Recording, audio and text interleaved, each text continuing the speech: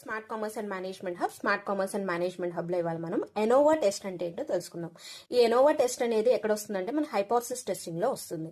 Innova test stands for analysis of variance. పేరులోనే ఉంది. Variance అంటే ఏంటి? డిఫరెన్స్. ఒక డిఫరెన్సెస్ ని అనలైజ్ చేస్తుందంట. మరి దేని మధ్య డిఫరెన్స్ ని అనలైజ్ చేస్తుందో చూద్దాం.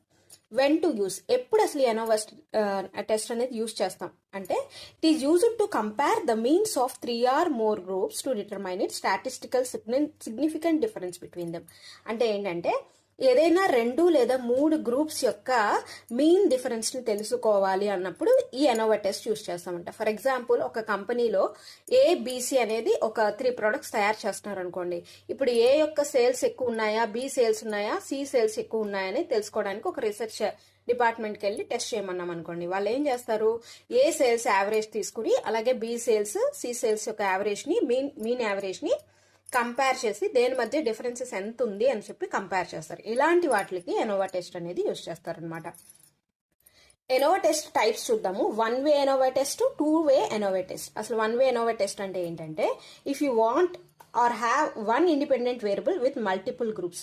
ఒకవేళ మనకి ఒక్క ఇండిపెండెంట్ వేరియబుల్ నుండి మల్టిపుల్ గ్రూప్స్ ఉన్నాయనుకోండి. ఎగ్జాంపుల్, ఒక టీచింగ్ యొక్క ఎఫిషియన్సీ తెలుసుకోవాలనుకున్నాం. ఒక్కొక్క స్టూడెంట్స్ యొక్క ఎగ్జామ్ స్కోర్స్ పెట్టాం. అంటే ఒకళ్ళు ఆన్లైన్ ద్వారా చదువుకున్న వాళ్ళు, ఒక డైరెక్ట్ లెక్చర్ ద్వారా, ఇలా వీటి మధ్య అంటే ఇక్కడ అన్ని ఇండిపెండెంట్ వేరియబుల్స్ ఒకటే, కానీ గ్రూప్స్ ఎన్ని ఉన్నాయి? రకరకాల లెక్చర్ ద్వారా విన్నారు, ఆన్లైన్ ద్వారా విన్నారు, ఇలా. ఓకేనా? దాని మధ్య డిఫరెన్స్ చూస్తున్నాం అనుకోండి, అప్పుడు దాన్ని 1 way ANOVA test. Because 1 independent variable ఉంది కాబట్టి. 2 వే ఎనోవా టెస్ట్ అంటే ఏంటంటే when you have 2 or more independent variables. ఇందాక ఎగ్జాంపుల్ చెప్పాను కదా, ఏబిసి అనే 3 గ్రూప్స్ ఉన్నాయి. ఓకేనా? 3 గ్రూప్స్ ఆఫ్ ప్రొడక్ట్స్ ఉన్నాయి. అంటే ఏంటి? ఏ అనేది ఒక independent variable, B independent, C independent, అలా అనమాట. వాటి యొక్క మీన్ డిఫరెన్స్ తెలుసుకోవాలన్నా దాన్ని 2 వే ఎనోవా టెస్ట్ అంటారు.